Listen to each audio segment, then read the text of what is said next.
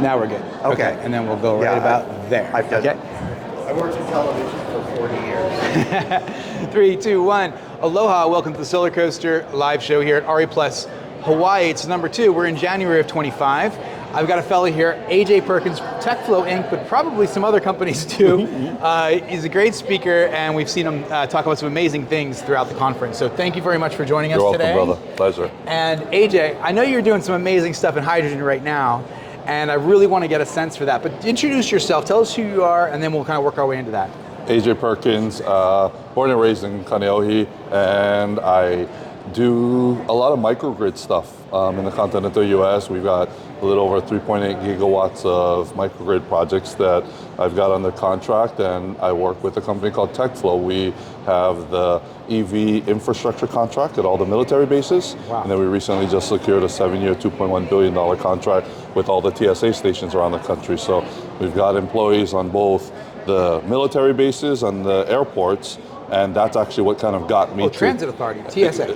Yes, so definitely on the security side, you know, when you get transportation a security, exactly, right? Okay, So that's actually what brought me back to the islands, because K-Bay is looking at a microgrid, and we were looking at building a hydrogen airport on the Big Island. That's unbelievable. That's been crazy. So now hydrogen is definitely a technology kind of near and dear to the Solar Coaster's heart. We've talked to some of the major hydrogen innovation over the course of the last 5 years. I think about things like Switch, the marine ferry in San Francisco. Yeah. I think about Douglas PUD in Wenatchee, Washington with their 5 megawatt electrolyzer, Exactly. the Run a River project. And then of course what's going up in Niagara and the entire hydro thing up there. Correct, and then correct. Plug, was it? What's Yes, the big one down, yep. the huge. The new facility that they're building. So there's all this kind of innovation and movement and talking about hydrogen, and then we talk about the colors of hydrogen or the carbon intensity of hydrogen. We get to, obviously, want green hydrogen. Absolutely. So tell me about what you're doing. This sounds huge in relative to all of the things that we've just touched on. Give me a sense of the scale of this and where you see it all going. So we are looking to turn the Big Island of Hawaii into the first hydrogen county in the United States. Yeah, so that's a pretty good sentence. So that, Big Island is sister hydrogen cities with Lancaster, which is in California, first hydrogen city in the United States. Right.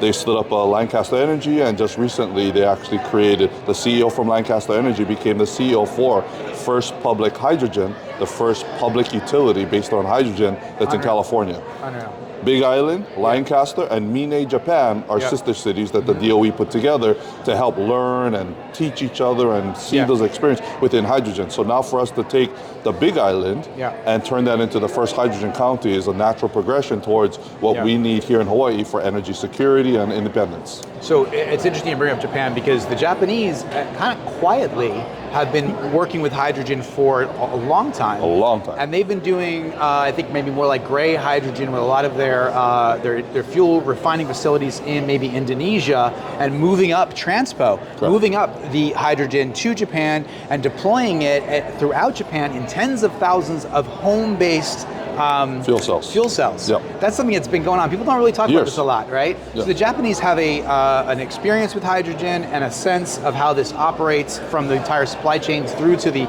utilization in regular homes, which is remarkable. So that's great that there's that sister city relationship with that accessing that vast amount of experience. Sure. So when we think about hydrogen in Big Island, talk to me like I'm a kid. How does this look? How does it take shape? What are the benefits? How does it come together? So first of all, we got to look. Hydrogen. When you talk about it, people are thinking hydrogen vehicles, and we got to look at the focus that is actually applicable. Yeah. First of all, you got to think, in order for me to drive around the island on Maui, I can get away with battery electric vehicles and buses. Yep. On the Big Island, I cannot take a bus from one side of the island to the other using electric. Too big, saddle road. Too far, there's no infrastructure. Right. So the only way I could actually have clean transportation for buses and large heavy trucks would be hydrogen. So that's number one. Number two, I got 2 airports on that island. Yeah. I got ports on that island. Yeah. I've got the ability to create this ecosystem of renewable energy and sustainability with wind, solar, geothermal, biomass. Agriculture is prevalent throughout there. Yeah. We've got people in the Philippines that are shipping coconut to Japan for their biomass facilities to produce hydrogen, right? So we have all of these pieces here on the Big Island, and it's the size of Connecticut. Massive. Right? So, Massive. but the difference between Connecticut and Hawaii is if you build one in Hilo, a hydrogen plant and a hydrogen plant on Big Kona side, they will benefit off of each other. But if you build one in Southern California and Northern California, those companies may not even touch each other, because they may go from Southern California to Vegas, from Northern California to Oregon. They may not even come back around. On an island, that's all you have. So the benefits are there. And plus, the Big Island has 10 of the 13 geological ecosystems. Yeah. That's crazy. I can test a fuel cell in snow, by sand, in a forest, all of this stuff on one island. So, as a person that can look at the emissions coming off of it and say, oh, this is actually cleaner than a diesel generator. Imagine, we already have policies in place that all backup power for hotels and hospitals have to be clean energy. We're not progressing at all because there's no technology. In this opportunity, we could actually back up all of our hospitals and hotels using hydrogen. Okay, so You're going to edit this. So, my arms are getting tired. Are you going to go for 45 minutes? No. We're just going to go finish about 10 minutes. No. Yeah, we'll wrap it soon. And you could move in towards him a little bit Okay. more, Yep. so that your backdrop isn't Gotcha. the hallway. Gotcha. right. Thank you. So you're up. Peter on that camera over here. Aloha, Peter. Thank you very much. So we'll take time, and maybe if you have the availability in your schedule, sit down and dialogue about this in greater length. Sure. And we can actually walk through what it might look like. I just want to comment briefly and say that I think it's super exciting to see that, because I saw this innovation happening throughout the world. I haven't seen it really take shape in Hawaii, and I love the fact that we're looking at the benefits of Hawaii rather than some of the drawbacks about being somewhere distant or whatever people often talk about. The benefits of a place like Big Island or Hawaii Island, where it's larger than all the land mass of the other islands put together. Correct. For people that are not coming to Hawaii all the time, don't necessarily know that. And then because of the distances, it actually makes more sense to use hydrogen in an environment like that. Hawaii's a strategic defense location for the United States. Right. So our ability to be resilient and energy independence is what we as United States needs. And Hawaii is the place for us to make this happen. All right, so that's AJ Perkins, Techflow Incorporated. Thank you, sir.